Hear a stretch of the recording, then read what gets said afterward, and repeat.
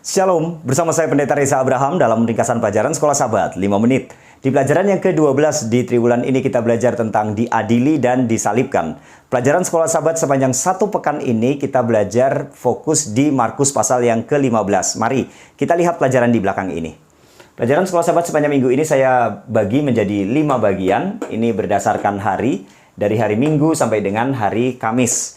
Dan masing-masing bagian saya bagi lagi menjadi 3 bagian, yaitu yang berhubungan dengan peristiwa yang terjadi, kemudian berhubungan dengan fakta yang terjadi, kemudian berhubungan dengan hal ironi yang terjadi.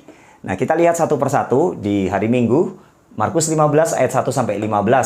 Peristiwa apa yang terjadi? Yesus diadili di hadapan Pontius Pilatus.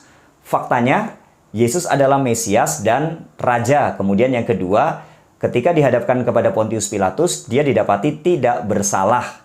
Itu faktanya. Kemudian hal ironi apa? Nah, ironi. Apa itu ironi?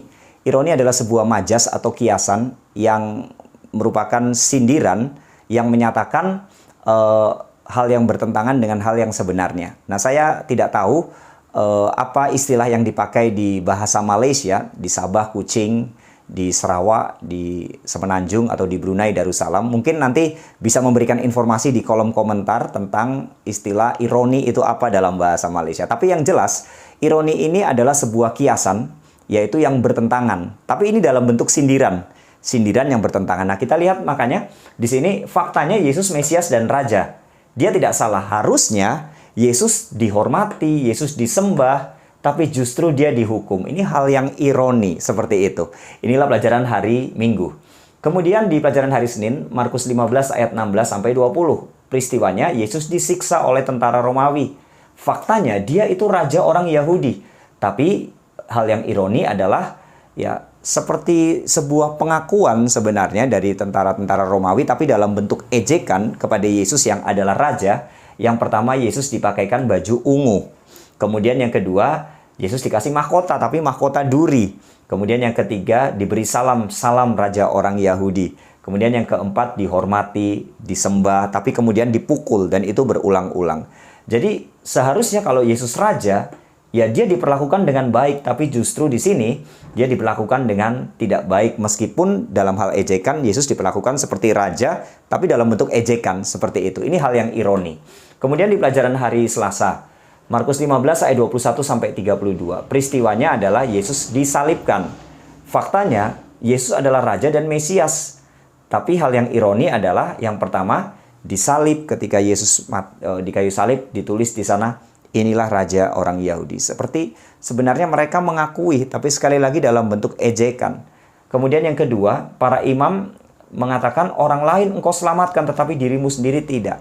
Jadi kan ini sebenarnya dalam bentuk pengakuan dari para imam, karena mereka melihat selama ini Yesus menyelamatkan, Yesus menyembuhkan orang di sana. Jadi mereka sedang menyatakan hal itu. Tapi kenapa Yesus diam di kayu salib? Seharusnya Yesus bisa turun membebaskan diri. Karena dengan diamnya Yesus di kayu salib, justru itulah yang memberi keselamatan kepada setiap orang. Karena Yesus harus mati menanggung dosa-dosa manusia. Jadi ini hal yang ironi di pelajaran hari Selasa. Kemudian di pelajaran hari Rabu, Markus 15 ayat 33-41. Peristiwanya, akhirnya Yesus mati di kayu salib. Faktanya, yang pertama, berdasarkan Daniel 9 ayat 24 dan 25, semua tergenapi di kayu salib. Apa yang dinubuatkan dalam Daniel 9 ayat 24-25 tergenapi. Dia yang diurapi, mati, kemudian menyelesaikan atau mengakhiri semua korban yang berhubungan dengan bait suci. Kemudian yang kedua, kepala pasukan mengakui bahwa dia adalah anak Allah. Ini fakta yang terjadi. Seharusnya diakui dengan hal itu, mereka percaya kepada Yesus. Tapi justru hal yang ironi adalah mereka banyak orang yang tidak percaya. Dengan matinya Yesus di kayu salib, menggenapi Daniel 9, itu cukup bagi mereka untuk memahami hal itu sebagai dia adalah Raja Mesias yang menyelamatkan dunia ini. Tapi justru mereka tidak percaya. Ini hal yang ironi. Kemudian yang terakhir di pelajaran hari Kamis, Markus 15 ayat 42-47. Peristiwanya Yesus dikubur.